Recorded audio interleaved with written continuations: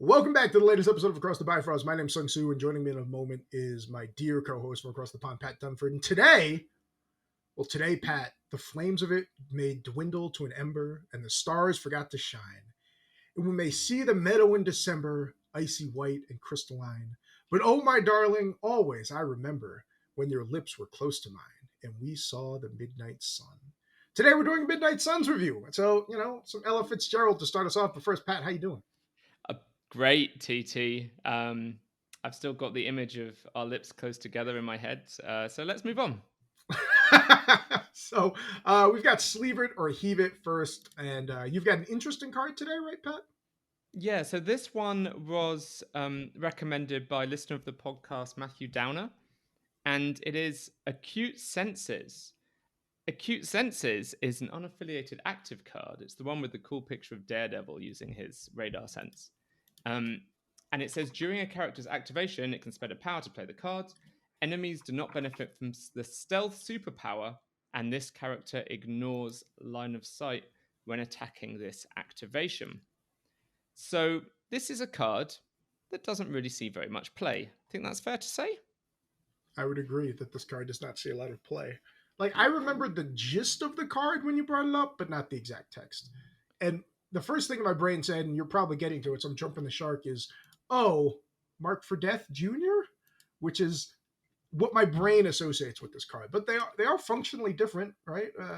In some beneficial ways and some negative ways. Right, and I think the thing that has in common with Mark for Death that's appealing is the fact it gives you a way to avoid stealth, right? And stealth is quite common in the game right now. There's a lot of characters that have it, especially Web Warriors, where 3 of their common affiliated choices all have stealth, and you can end up quite reliably expecting to play against 1, 2, or even 3 stealth characters when you come up against Web Warriors. Yeah, now Mark for Death obviously has a lot of other text on the card, right? The first being a negative, right? 2 characters have to be within range 5 of a character to use Mark for Death. Okay, so it's a little harder to get off. It's double the power cost, right? 2 characters are spending 1 versus 1 character spending 1. But it does have some, Mark for Death has some additional benefits, right? The target loses stealth, becomes speed slow, short, and then it can't reroll or modify its defense dice, which is really big into weebs. Acute Senses has the benefit, though, of the one character that you put Acute Senses on just ignores all the other characters' stealth, right? Yes, but TT, this is the Midnight Suns episode. What if I were to point out to you there is a way to make more than one character ignore stealth with this card? Because this card is played during an activation, and for the duration of that activation, stealth is ignored, right? All characters lose stealth. Oh, if only you could have everyone in And your army attack. right, if only you had a bunch Ooh, of characters with good long range attacks that could all attack in the same activation. that would be What would handy. that look like? Yeah, so obviously what we're talking about is the Midnight Sun staple card that we'll talk about more later in the episode, no doubt, Siege of Darkness, where each character can pay 2 power and they all get to make a free attack. Now, in Midnight Suns, you've got Doctor Strange with range 4. Blade has range 4 on his throwing glaives. You've got Moon Knight with range 4. So you've got a good number of characters that can make some longer ranged attacks. And it could be very interesting to be in a situation where all of them are ignoring stealth, while also potentially another character whose activation it is also ignoring stealth, if you really need to deal with characters that have that special rule. Yeah, so cool interaction. I like the tie-in. You definitely put some thought into this. I like that. I still like Mark for Death more. I'm willing to accept that there are some niche times where I think I would prefer this card, but and I think maybe it goes down to like how many characters with stealth are you worried about? Now, if the meta shifted, I think we did like an all stealth dojo at one point in time. Yeah. Like, sure, I'd been willing to go down this route a little bit more, but right now there's only 1 or 2 characters that I'm really worried about, and killing the defensive reroll to me is just such a huge benefit, right? For Mark for Death, I feel like I'm being a little more realistic. I'm like, this is one character I want to really get, and I'm focusing on this, right? If I'm going, let's pretend there was some wide Guardians team that ended up with like 4 characters having stealth, then sure, I could see Acute Senses combined with Midnight Suns Wakanda Forever, whose name I can't, Siege of Darkness, being beneficial. But I still think I preferred Mark for Death. Not saying Acute Senses is bad. It's just we only have so many tactics cards, and I just like the additional tertiaries on it, and I'm willing to have the additional restrictions on using it. Yeah, I think that's totally fair. And I have to just give credit once again to Matthew, who suggested this interaction. I can't take credit for the Midnight Sun Siege of Darkness combo with this card. I think that you're right, though. Although the interaction has merit, one of the things that puts me off right now is the fact the team that has by far and away the most stealth is Web Warriors. And I think you're right that Mark for Death is just a better version of that effect, in particular against that team, because Mark for Death also stops the rerolls, also makes someone move slow, and all three of those effects are great into Web Warriors. So the fact it's like a narrow card, but it has direct competition with another card that seems more applicable, probably means we're heaving it, right? Yeah, now if you wanted to take both, like if you really hated weebs, okay. Like one round you Mark for Death, the next round you're Acute Senses, I can get behind that. Yep. But yeah, just Mark for Death, right? It works so well. Like, okay, the character's gonna have a harder time getting away from me. I'm gonna have an easier time taking them out, and I'm gonna have multiple bites at the apple because it works for the entire round as opposed to this activation. So And you're going to I feel pretty great when Doctor Strange under Siege of Darkness pulls in Black Cat, Moon Knight, and Miles for the rest of the team to then beat them up. yeah, Mysterio too because he's an honorary Web Warrior. Yeah, at least in your team. So I guess we're sleeving that, but we'll jump over to our Midnight Suns review now. And Pat, do you want to recap kind of how we go about our affiliation reviews? Because it's been a little while. Yeah, it has been a little while, and I would love to. So there's four things that we figure collectively are the sum of affiliation, right? There is the leader, so the character or characters you're going to have to take to benefit from the leadership, which is the second important aspect of the affiliation. Then you've got the affiliated characters, the ones that you're going to be playing when you play this affiliation. And last but by no means least, you've got the tactics cards that are affiliation specific. So really, the leader and the affiliated characters are like the price of entry into the affiliation. They're the restrictions that you have to abide by. And then the leadership and the tactics cards are the payoff. They're the reward you get for playing by those rules and taking those characters. Yeah, so seems only fitting we start with the leader and we cover the leadership when we do it. Does that sound good to you, Pat? Yeah, it's especially easy with Midnight Suns because they've only got a single leader, right? And that is Blade. Blade is a cool character. He is available in other affiliations, but honestly, I don't think I've ever seen him on the table outside of Midnight Suns because his leadership is so strong. He's a brawly character, right? He's pretty resilient, with a weakness against energy, but very good against physical and mystic and some healing on top. And he puts out decent attacks, especially piercing mystic on his builder is something that is fairly valuable. Yeah, I've seen him in Avengers occasionally, but like you said, it's only some weird dual affiliation roster we're running, right? He's got 6 stamina on each side, I'm pretty sure. 4/3/4 Yep. defenses. Supernatural senses is what Pat was alluding to. 2-cost reactive power that lets you re-roll any number of dice, including skulls, but only against physical and mystic attacks. So it just kind of doubles down on that energy deficit there. I actually love that he has half-blood physiology, which character immediately performs a shake, 1-action superpower. Great, like to you never want your beaters to be staggered or slowed or something like that. Really nice superpower. You can use it multiple times. Mm-hmm. Blade's been a handful on the table. He's one of those characters I think you need to decide, do I have the means to take him out early? Can I control him, which is really hard with half-blood physiology? Can I ignore him? I like him. In a vacuum, I like him as a character. And then we kind of double down. I think Bump in the Night is just a phenomenal leadership. Yeah, I think Bump of the Night is superb. I think as a character, Blade is completely fine, but nothing special. And he's in an awkward spot where he's 4 threat, which isn't starting to reach that premium price tag. There's a lot of competition for 4 threat characters. You can't fit that many in your teams usually. It's just hard to build squads with lots of 4 threats. And he, on his own, ignoring his leadership, he does lots of things that are useful, but nothing that is especially compelling. Nothing that makes you go, wow, Blade has to be the character for my team. And there's tons of 4 threat characters who are tough and brawly, right? And he compares fine to characters like H1 and Wolverine and Venom. They have different pros and cons, right? I put Venom way up there as being one of the very best four threats, and I put Wolverine a little bit below Blade. But I don't think Blade is like standing. I don't think Blade is standing shoulders above really any four threat character. I don't think, honestly, I don't think he's anything special outside of his affiliation. What was your assessment of him? He's perfectly fine. I did. I said fine, something that people make fun of me of for saying bad things are fine. Look, Yeah, like so Blade if you is went way all back in right. the day when you were single, if you went out on a date and I was like, "Hey Pat, how'd your date go?" and you went, "Oh, she was perfectly fine," right? You're not going on another date. So let's just be clear. This is not like a ringing Pat Dunford endorsement. No. Yeah, I mean, we've talked about it on the episode where we talked about him. He has a range 4 attack, a flat builder, but it's only 4 dice physical, right? He doesn't have a charge move. He wants to get up close to leverage that katana.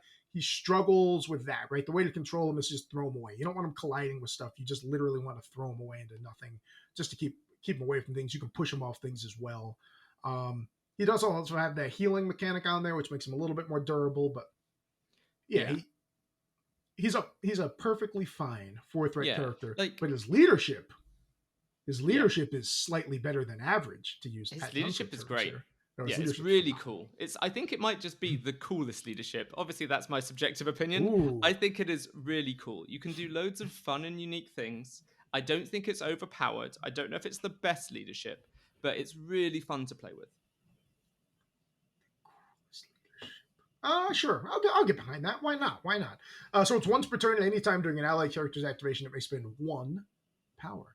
If it does, place that character within 1 of its current position, which when you factor in a character's base is huge. Tons of movement out there for a relatively speaking low amount of power. Right. And this is one of those things that really creates the identity for Midnight Suns, right? It helps Blade a lot. Blade is way better in his affiliation than outside of it because he's not an especially mobile character.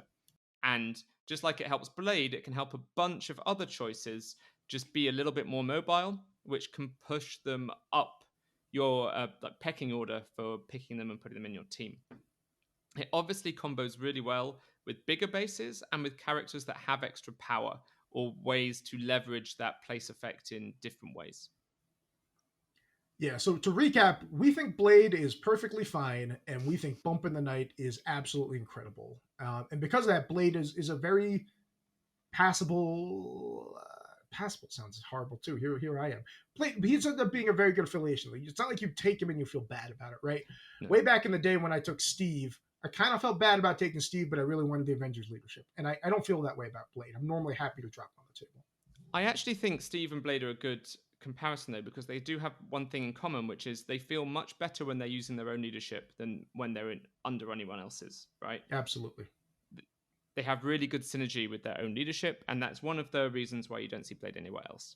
He is good in Midnight Suns though, right? He's never awful. He can always contribute, do damage, and be quite tough. Yeah, and there are crises where anyway, we don't have to go on the weeds here because we're talking about Midnight Suns. So we like Blade, Mr. Eric Brooks in the Midnight Suns. And we want to remember that leadership because we're going to reference the thing a lot. Now, the affiliated characters are an interesting lot. We have Wong, Black Cat, Iron Fist, Moon Knight, Blade, Dr. Voodoo, Doctor Strange, a whole lot of doctors, and the Ghost Rider. Do we want to start in the low end? Do we want to start in the high end? Do we want to go alphabetically? Well, obviously we're going to go alphabetically, right? And so Blade would be second after Black Cat. Black Cat is a character we've talked a lot about on the pod recently, right? She was in our recent episode about popular characters. We mentioned her already about this episode talking about dealing with her in Web Warriors. She is a really useful character who has really powerful, unique ability to steal objectives. Yep. She's really good in a vacuum. We're going to get to a little bit later. I don't see her synergizing super well with Midnight Suns, but she's a really good character, and I'm happy to have her affiliated, right? Because she's super ubiquitous. A bunch of people are jamming her in as an unaffiliated. If you can put her in as an affiliated, it gives you a lot of options at the 14, 15 lower threat games because you have some really compelling higher threat characters to drop in there as well. I don't think she makes exceptionally good use of the leadership. She already has a way to place within 2. She ends up being a little power starved unless she's getting the crap beat out of her. And if she's getting the crap beat out of her, you just want to run away, which I guess it helps, right? You double long move, grappling hook plus place. Like, it's a lot of distance. It feels kind of like overkill.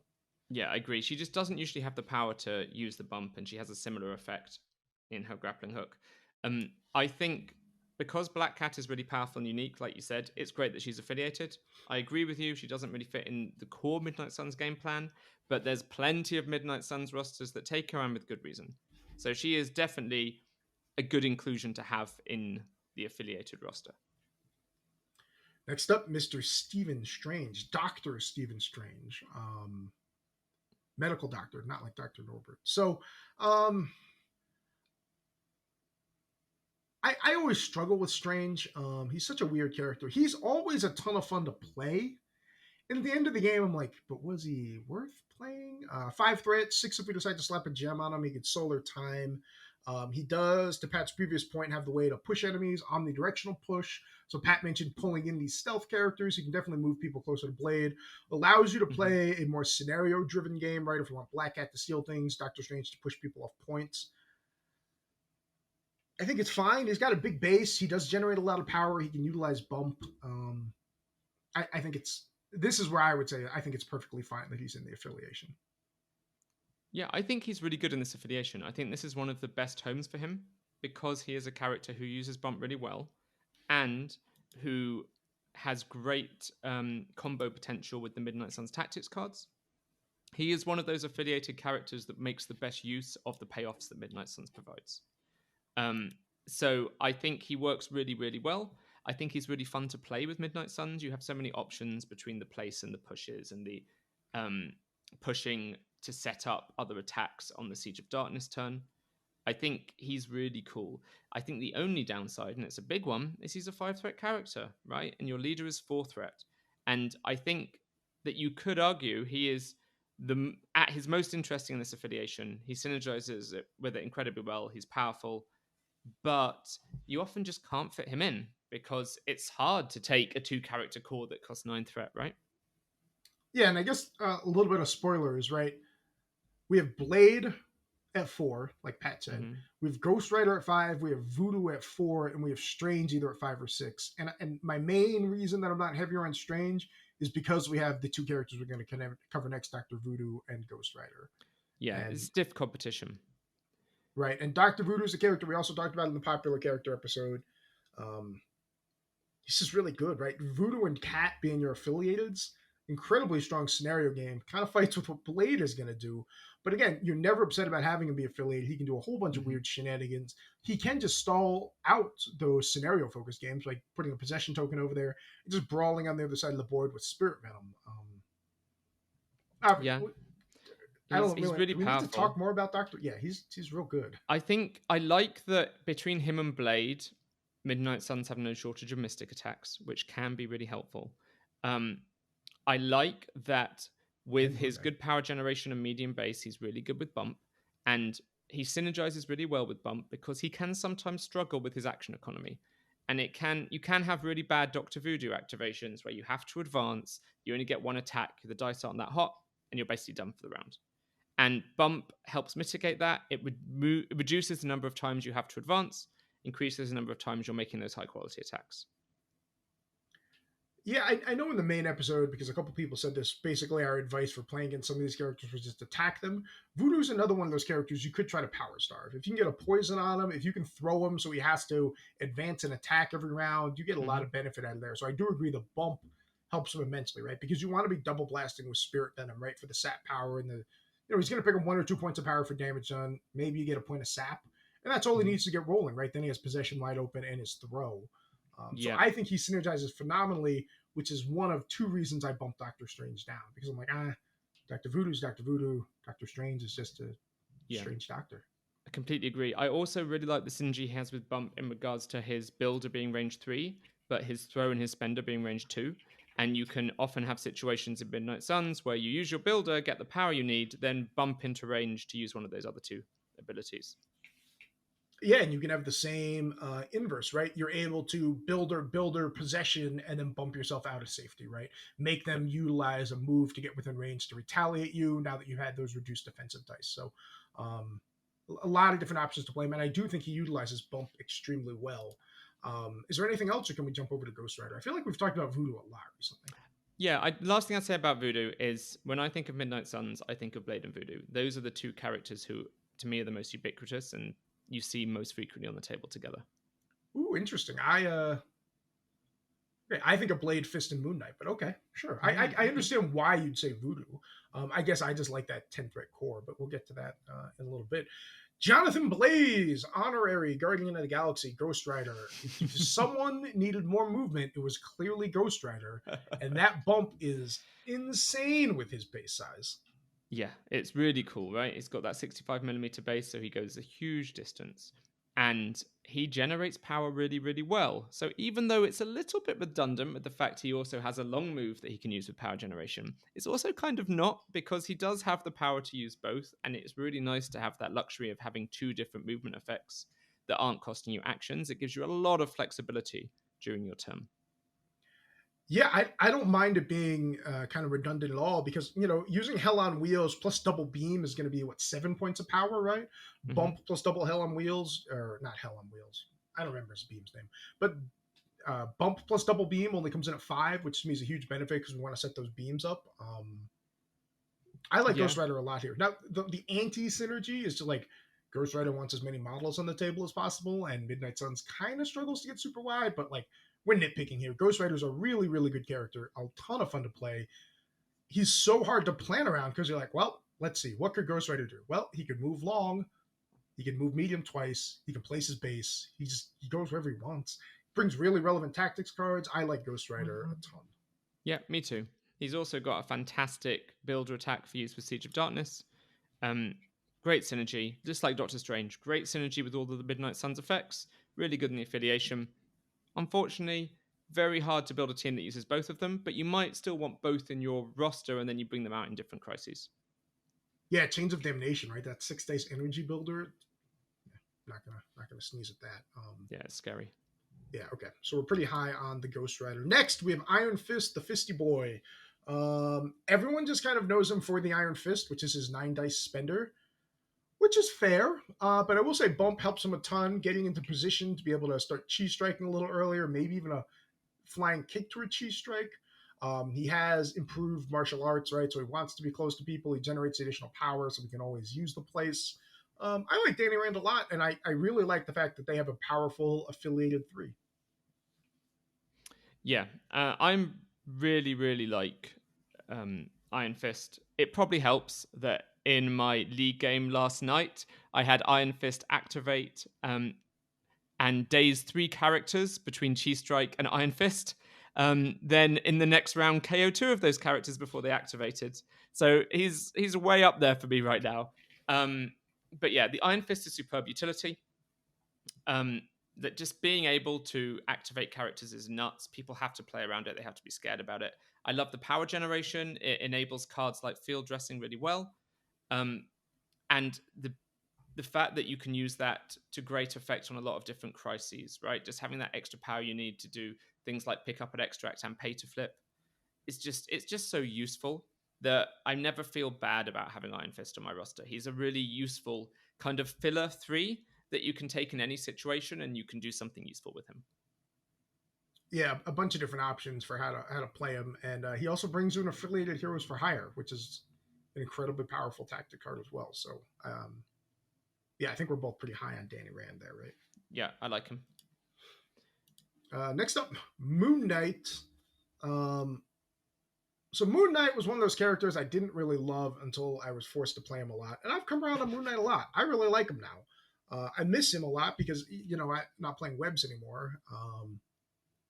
Little random, multiple personalities. Great job of embodying the character. But again, another, in my opinion, very good affiliated 3 to round out that 10 thread affiliated core if that's where we want to go, right? We have Black Cat that comes in when we're worried about the crisis, right? We have Danny Rand and Moon Knight that can come in kind of all the time if we need to go cheap. We can upgrade either one of them to Dr. Voodoo, end up with the 11th thread affiliated. So I think I think it's a phenomenal cheap affiliation core there. Yeah, I like it too. I think Moon Knight's fantastic. Moon Knight has a really valuable position in Midnight Suns as being the only 3 threat damage dealer, right? Iron Fist is like tough, but his turn by turn damage output is not very good for 3 threat. Black Cat is one of the lowest damage dealers in the game for her threat level, right? But Moon Knight is one of the better ones with a range 4 rapid fire attack and potentially extra ways to get damage on top with his spender and with his random effects, right? Moon Knight is in the top few like 3 threat damage dealers, and the others are languishing way down. So he's really popular in Midnight Suns for that reason, especially because between the fact Blade is a damage dealer and you've got Siege of Darkness, you're kind of naturally incentivized to play toward that direction. So I think you're right that he is fairly ubiquitous. I think he's probably the most commonly taken 3 threat Midnight Sun, which, even though I associate Voodoo and Blade more together, probably means that Moon Knight is the character that's coming in with Blade the most often. Yeah, I mean, just to double down on your point, Pat, right? Multiple personalities. He's got a 1/4 chance to have a 6 dice reroll anything builder.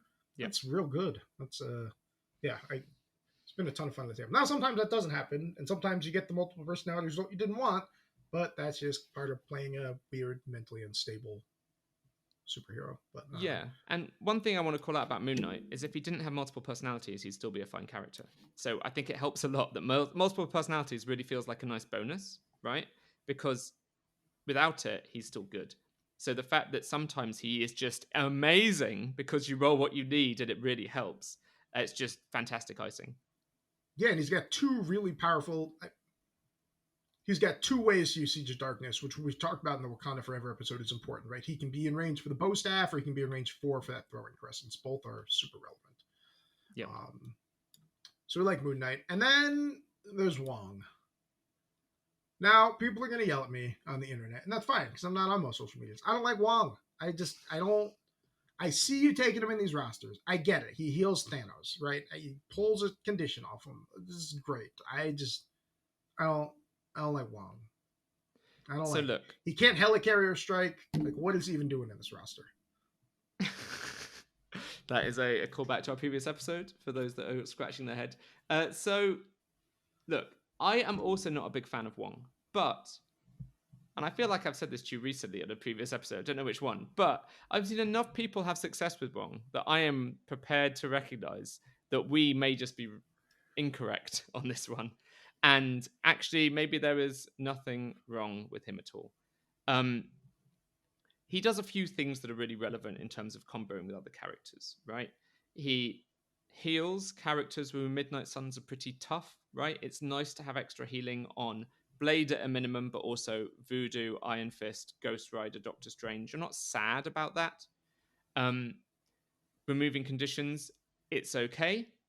I mean, it's both of these effects, I'll concede, maybe not the most useful in this affiliation, right? Where you have self-healing on Blade, healing on Doctor Strange, tons of characters that ignore tons of conditions between Blade and Ghost Rider and Voodoo. Okay, I'm not selling this.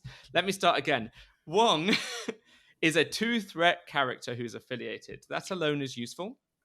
I think, great point. So that covers the affiliated characters. Whoa. And he can fuel your characters to use your leadership, right? He can hand them power to use bump and still do other things. So he is good at enabling combos with the leadership and turn 1 plays. And he's a 2-threat character you can use Deal with the Devil with for Ghost Rider. Yep. Yeah, all those things are true. I have seen people have success in spite of having Wong in their roster. I just don't like Wong. I want to. Like, I feel this weird Asian camaraderie. I like him in the movies, but I just don't like. He's just like, if there's a crisis where you literally can just stand him in the back, maybe on a B, right, where he could be within range 3 to heal the person on their side, depending on your positioning and base size, right? He bumps forward, heals someone, moves back, gets back in his point. Sure, I understand you can make it work. I don't value healing as highly as I think other people value healing. Mm-hmm. And he just doesn't do anything else. So, okay, so in he's an affiliated too, though, which does have a lot of benefit. He's a very specialized character. He is not good at fighting, but if you want his special effects and you want affiliated too, he's there for you. And he's more popular outside of this podcast than on it. Right. All right, let's jump over to the Midnight Suns tactics card. So there's a bunch of tactics that are associated with characters, and we're not going to cover those initially. We're just going to cover the Midnight Suns ones first, and then we'll do a brief nod to those other ones we talked about, right? Because obviously, Iron Fist, we talked about Iron Fist and Ghost Rider, each have pretty relevant cards there. But let's start off with Banishment. So Banishment is the reactive card. It doesn't see a lot of play, and it lets you, after an attack is resolved, spend 2 power, and enemy characters within 2 of the target gain the stun special condition. The problem is that you have to roll a crit, wild, and hit in order to trigger this. And that is not very easy to do. And it makes this card fairly unexciting because it has quite a high cost in regards to you have to make an attack, you have to pay the power, it has to be a situation you want. But also, you need to roll a really good attack roll, which is kind of awkward, especially when you consider that the primary target you want to be hitting with this, you've just rolled a really good attack roll against. So presumably that means you've given them some amount of power before you've stunned them? Yeah, so Banishment is the card I had to look up because I couldn't remember what it did, which I think tells you what I think of it. We would be heaving this. Yeah. So the theoretical best case scenario is Moon Knight does it, right? On his builder, which I believe also triggers the stagger. So you could stagger and stun them at the same time. Yeah. But it costs 2 power. On his range builder, it would trigger the rapid fire, and then the rapid fire attack you'd be benefiting from stun. Yeah, for that combo 4 dice physical attack. Yeah. Don't want to give him too much power. I don't like it. I think so. I guess a couple things to break down here. The payoff being theoretical AoE stun. Okay, like I get it's cute to be able to stun a character you didn't attack. So like I'm gonna attack Wong, who's standing next to expensive character that can be stunned, and that's kind of cool. But it's way more niche. It only works on Midnight Suns characters. I just don't think it's very good. And we've got other cards to cover, so yeah, it's a shame. This card I think would be really cool if it was a bit easier to use, but as it is, I think you're very optimistic if you include it. There's tons of other cards that are easier. Yeah, easier to use, or was our huge payout, right? Then I think we would revisit the card. But when your payout is stunning 1 to 2 characters. Like, okay, best case scenario, you stun 5 characters on Gamma, and I'm still just like, that is pretty cool.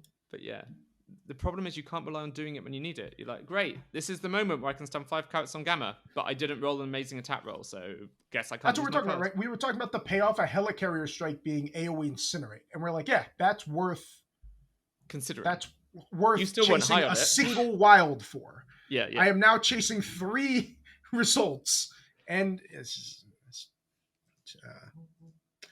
that's the Ghost Hound. Midnight Suns reactive. When an allied Midnight Suns character is modifying its attack or defense dice, it may spend 2 to play this card. Change 1 of the allied character's attack or defense die to any result.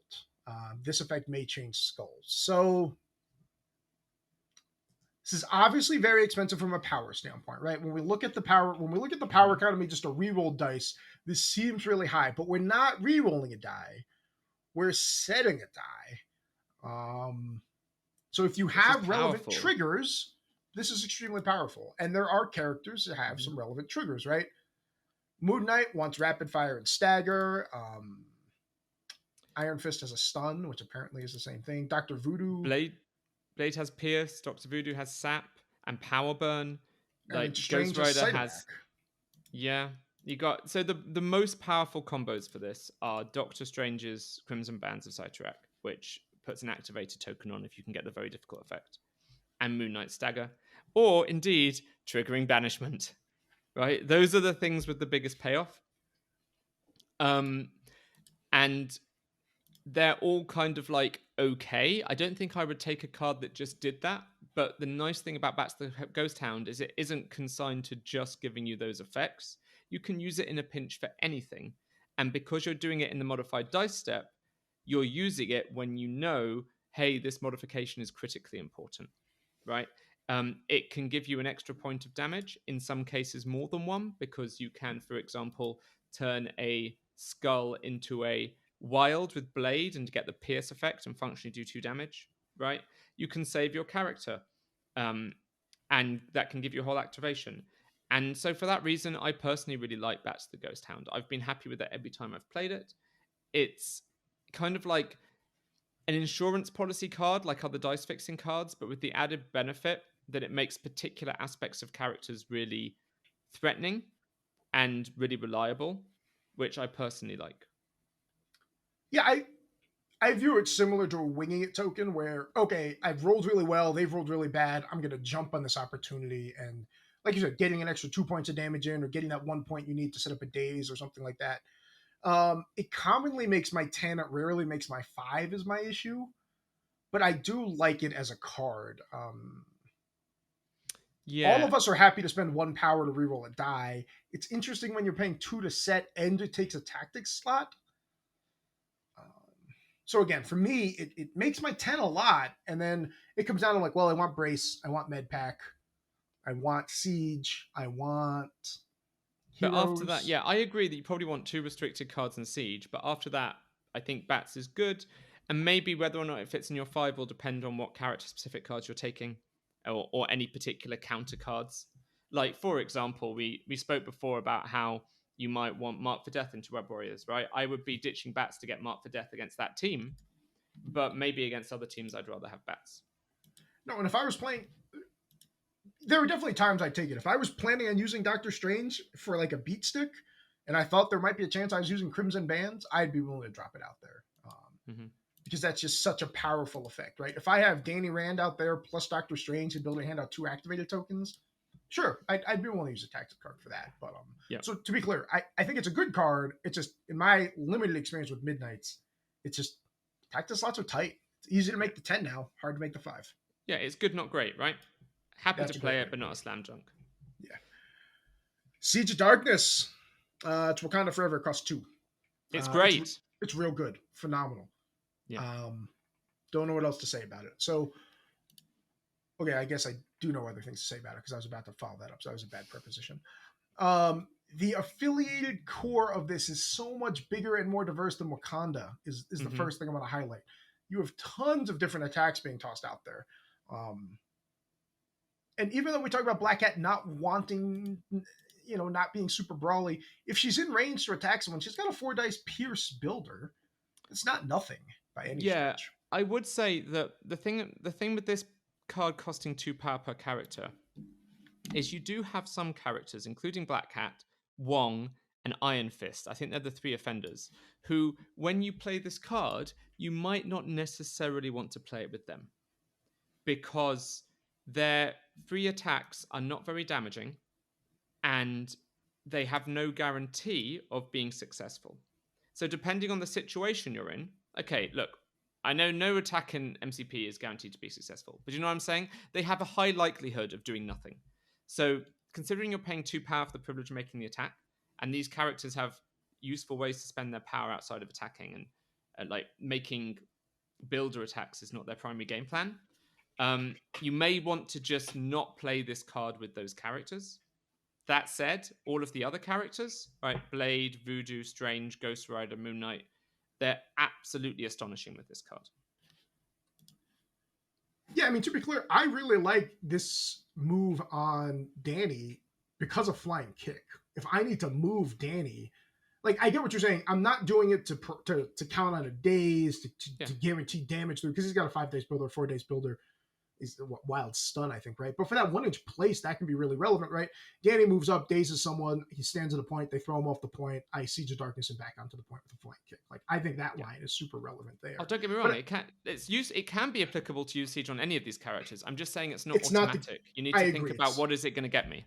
Right, in Wakanda Forever, it's almost an automatic, right? I'm gonna use this because I'm getting the power back. All of my characters have relevant attacks. Yes. And here I get what you're saying. Do you want to make that 4 dice pierce attack with Black Hat? Some matchups you do. Other matchups like no, that power is too valuable on, or 2 power is a lot. But we're quibbling though, right? We both agree it's a phenomenal card. Yeah, it's phenomenal because the other characters are so insanely good with it. And they can realistically expect to make the 2 power they need and to get some of that back with their attacks. And I mean, those spenders, right? Like 5 dice pierce bleed on Blade. We've talked already about Moon Knight's got 2 great builders that he can use. the push with Doctor Strange, the 6 dice hex with Ghost Rider, like all of these things are nuts. You don't need to be targeting your whole team for Siege of Darkness to be good, but if you can set it up so everyone on your team can use it, then it's really great. Yeah, it's a great card. Yeah. I also wanted to add, it has a couple of cute synergies in the affiliation in regards to enabling more of your characters to attack. I like that it synergizes with bump, right? I like that I can bump into range to use this card during a character's activation. And I really like starting a siege with Doctor Strange to try and pull characters into range of people like Blade, right? And I've had situations where I've paid the 2 on Blade, knowing that I might have to just make a throwing glaives attack at range 4, right? But if Doctor Strange goes first and if he can pull them in, then I get to upgrade that to my Katana instead. And I like that kind of combo. Yeah, I think it's real relevant, right? The other thing is you can have Ghost Rider go first, try to get the hex out there, right? Mm-hmm. Strange can just even pull him out of cover if he happens to do a point of damage, right? So there's a bunch of different cute synergies to toss out there. So, right, Danny could stun the character before you pile into him with the other characters. Or banishment. Yep. Yep. Stun the whole team, beat them all up with Siege of Darkness. Just easy win. Easy win. Yeah, so that covers their tactics cards. I think real quick we'll at least mention some of the named tactic cards that kind of come along with them, right? Yeah, let's just mention the ones that we think are really worth considering, because there's a bunch. I don't want to talk about things like Vapors of Valtor and Doctor Strange, which is all right, but I'm not going to recommend you take it, right? Let's talk about the ones we just talked about that in the last Shield episode, to be clear. Yeah, we did. Let's talk about the ones that we would consider putting into our 10. Okay. Heroes for Hire is an amazing card. Yes. Normally, I get wanting to use it with Luke because Luke has all this innate damage reduction. He's super, super tanky. But sometimes I just don't want you to punch Blade in the face. Sometimes I don't want you to punch Black Cat in the face. It also moves him. And one of the best ways Iron Fist has to gain power is being punched in the face. So yep. I think it's an incredibly powerful card. It has a tacked on throw at the end of it. I love that the power usage doesn't come off of Danny. It comes off of the character being targeted by the attack. Yes. Heroes for Hire is just a great card, right? It's great. I would try and include it with Danny as much as possible. It's so often going to be in my 5 of Midnight Suns. And I would also consider including Luke Cage in the team, just because I'm already going to be taking this, and he also plays into their broader game plan on some crises. I think that's fair. Deal with the Devil. I know you love that card, Pat, but it's just like a ubiquitous Ghost Rider card. It's the best argument, in my opinion, to take Wong in this roster. You keep your Ghost Rider. It's real good. Yeah. One thing I would say is it can be a little bit awkward in Midnight Suns because of the fact Blade costs 4 and Voodoo is so good and costs 4. You can run into situations where you have a smaller team and you don't necessarily have cheap characters to use with Deal, right? You've probably at least got a 3 threat in there. But I mean, I've seen Midnight Suns teams that don't, right? I've seen Midnight Suns teams that are running Blade, Voodoo, Doctor Strange, Ghost Rider at 18 threat. And indeed, even if you do have like Moon Knight in there, what if Moon Knight gets taken out before Ghost Rider? Like, I do think this card is a little bit more suspect in Midnight Suns than it is in some other affiliations. But that said, I'm still probably taking it. Yeah, I think it's a good. Yeah, I understand the concern. And my rationale is always like, okay, worst case, you don't use it, right? You look at the board state and you're like, all right, sorry, Ghost Rider. The best thing that can happen right now is for you to go away. But it does make your opponent have to think about it and everything else. There's one more card I want to mention. Do you have like another card you want to mention? No. We could talk about Highway to Hell, but we discussed that in our Guardians of the Galaxy episode not that long ago, and I don't think I particularly want to include it in Midnight Suns. Do you? No. You don't want to mention Seance? Oh yeah, let's talk about Seance, Dr. Voodoo's card. Oh, I didn't want to talk about Seance, but that's fine. So while Dr. Voodoo has his brother Daniel token, add 2 additional dice instead of 1 to his attack, defense, and dodge rolls when adding dice for crit results. When another character has a brother Daniel token, that character does not add dice to its attack, defense, or dodge rolls for crits this round. So it's interesting. I haven't seen it used a lot, but I don't hate the card, to be clear. It doesn't cost any power to use, and it basically, when you give them the token, they don't explode crits anymore. Or they do explode, or they don't explode crits. So I'm glad you brought it up because it's a great reminder for me to try this card more. I've used it a few times and it's been all right, but I kind of have it filed away in the back of my brain as being a low cost, low impact card, right? It's free to use. You can basically play it on any turn and be fine with it, but it's never really amazing. And I think, It's generally a speaking, you want to have 5 tactics cards that when you play them are all pretty amazing. yeah, it's a conditional pseudo hex, right? Is basically what science is. That also buffs Voodoo's attacks. So like Voodoo can have some good attacks with Seance, then he puts on the conditional That's hex. true. Yeah, all right. So it's a little it's like I need to play it more, and I think that it's going to be all right. It's one of those. It's a bit awkward though, right? It's one of those things that you could play it and then just legitimately not roll any crits because Doctor Voodoo's only rolling like 5 dice in his attack roll. you know, you make And it 2 of those, you're like, oh, I didn't get any crits. Guess this card didn't do anything. and it doesn't work with Bats the Ghost Hound, right? So I I do want to try it more, but I don't. It's not actually the card I was thinking of. The card I wanted to mention was actually Mission Objective, and the reason I want to mention Mission Objective is because you have the two most abusive scenario characters in the game in your affiliation. And I think you should Mm. definitely consider having Mission Objective on your team as well, because you are set up to play that mode extremely well.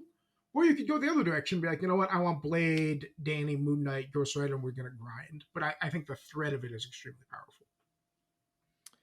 Yeah, I don't mind that.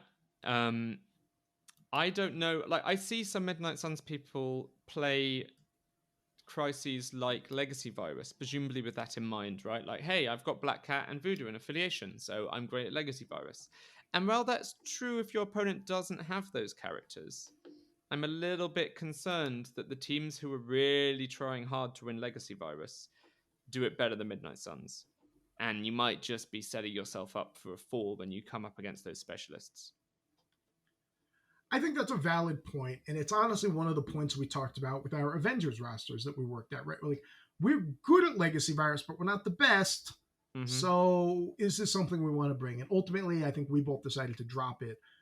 Um, I think Midnight Suns can be very good at it, and I think the other thing is they're also really good at dogging down. I take West, you take East, and the Midnight Suns is set up really well to grind in the middle. Um, anyway, I just like Mission Objective because we have Black Cat and Voodoo out there already, and I would definitely have people consider it for their 10 when coming up with a way to play. Now, if your plan is not to play for the crisis, if you just want to punch people in the face till they go away, and you just want Black Cat and Voodoo to prevent them from being abusive, totally fine too. But I still think it's not a bad time to take Mission Objective. Yeah, and you know what? I think this leads to a great point that we can maybe use to conclude our review of Midnight Suns, which is I think Midnight Suns are a very interesting affiliation. They have incredibly powerful leadership and tactics cards, a good suite of affiliated characters, and a mediocre but passable leader, right? But I think one of the things that I struggle with Midnight Suns is their specific split between having these very crisis focused characters and these very damage focused characters, and their average like threat cost of their team being quite high.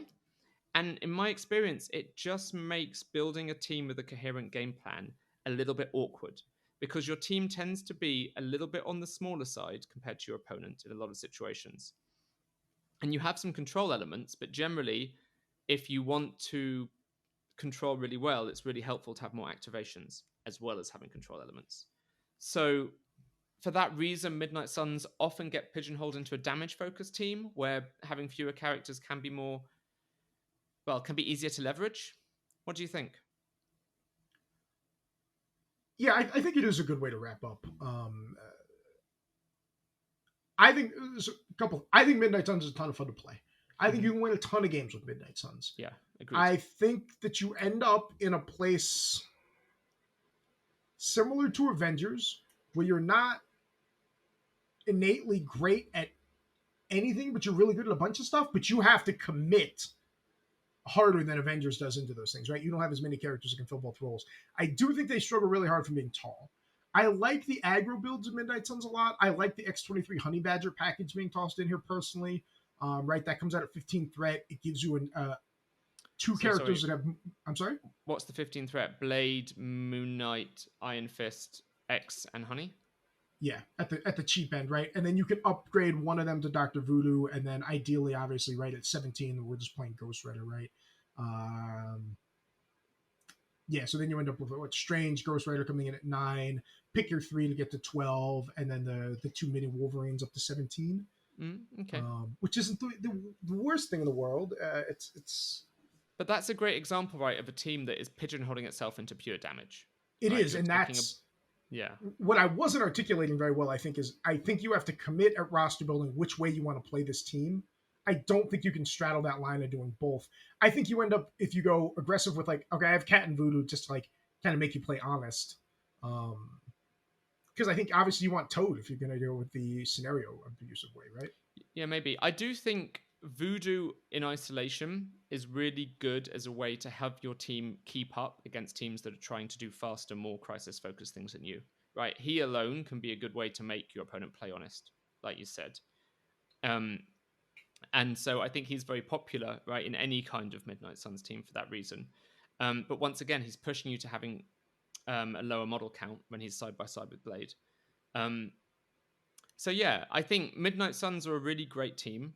They are flexible in how they play because of bump, um, but the characters are kind of a bit not. They're not all that flexible, right? They don't have a lot of displacements. They're all kind of like a bunch of different specialists in some ways, and then you have a lot of very expensive characters. So that is the awkward part: is the actual roster construction and who you play with on the table. Yeah, I mean your only throw I think is Voodoo, right? I don't think I'm missing a throw there. They're just going to line up and punch in the face or steal things off you. Which both very valid ways to play. So, again, they've been a ton of fun on the table. I like Blade's bump a lot. It opens up a ton of interesting play angles on it. I think they're best in grindy. Do you disagree? Do you think they're I think they probably are. I think there's more teams that do fast crisis stuff better than them than there are teams that do fighting better than them. Um, I think they fight pretty well. I like them as like a very fair fighty team. You know, I put them like side by side with Guardians of the Galaxy. Guardians of the that's Galaxy can have like more models. Midnight Suns have fewer but better models. And they play a similar game plan where they're going to get ahead because they have some really good damage output and then are able to push ahead to a victory with that advantage. they remind me of pre Star Lord buff Guardians, where they are perfectly fine at grinding people down with attrition. They don't feel overly advantaged in it. So Whoa, whoa, whoa. I'd say they're way better than. Like, pre style of Buff Guardians was basically unaffiliated.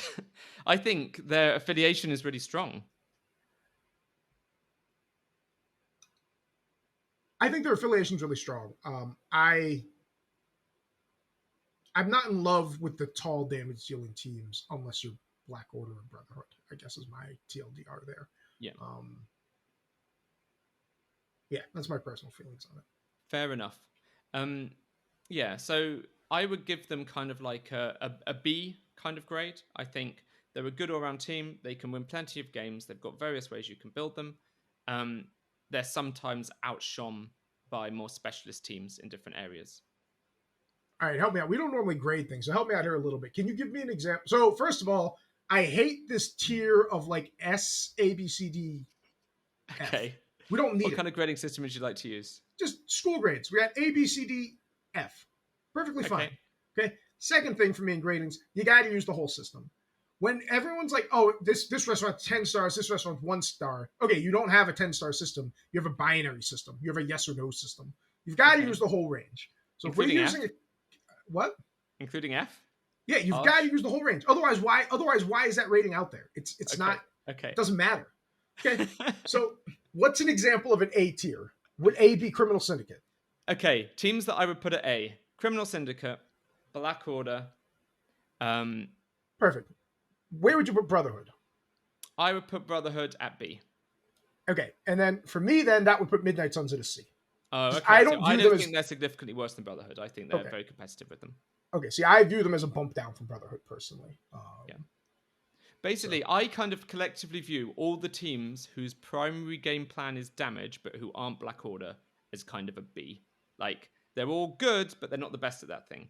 And I think of Midnight Suns, Brotherhood, Convocation, and although Convocation a bit weird, so maybe not them, and Guardians as all being like in this similar morass of fighty teams with good characters who are playing a kind of a fair game. See, I would have Guardians at a B2 and Midnight Suns at a C, because I think Guardians is the best go wide damage dealing team. I love the 3 wing it tokens for being opportunistic for the damage coming over the top.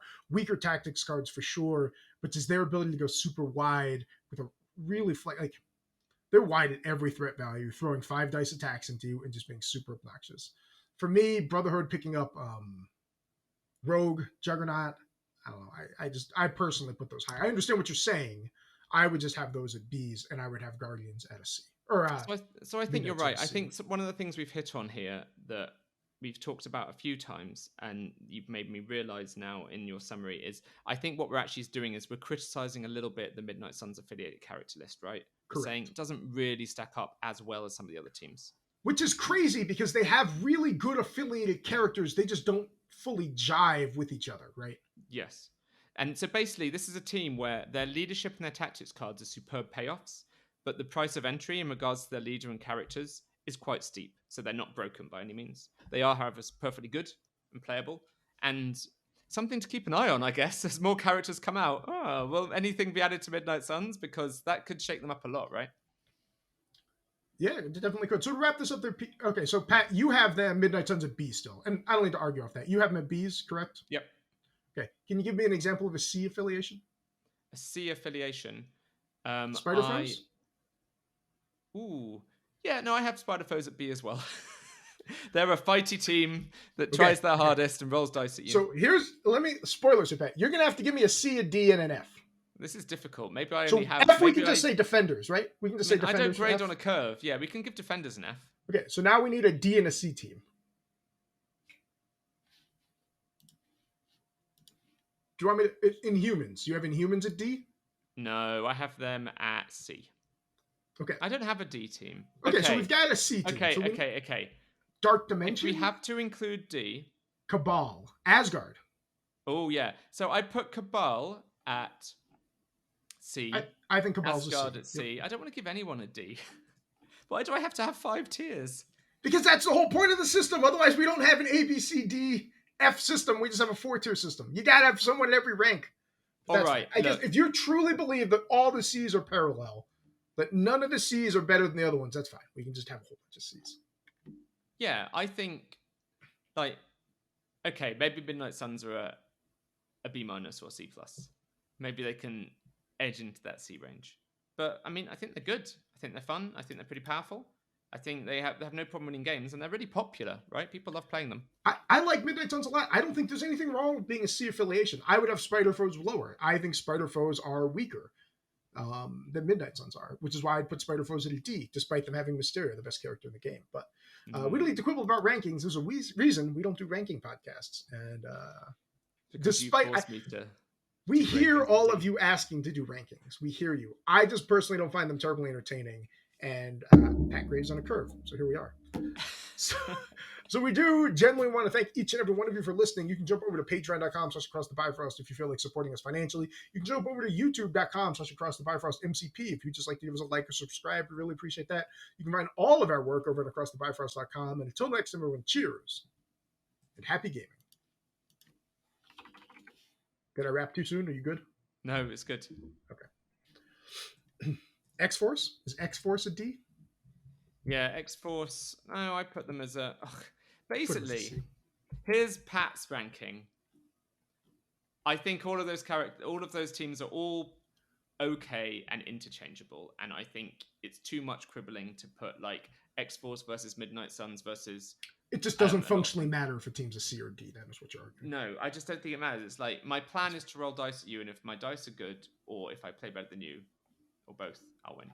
I think that's a perfectly reasonable way to approach it. Yeah. And then we end up with basically like highly competitive, mid-tier, and what are you thinking? Yeah, and I do think you can make a case for like Guardians in particular, and maybe some of the other affiliations being enough better at rolling dice that they deserve to be a tier up. And at that point, sure, like Guardians goes above. And that's just personally where I have Guardians and Brotherhood. But I understand that you don't separate them, and I think that's totally fine.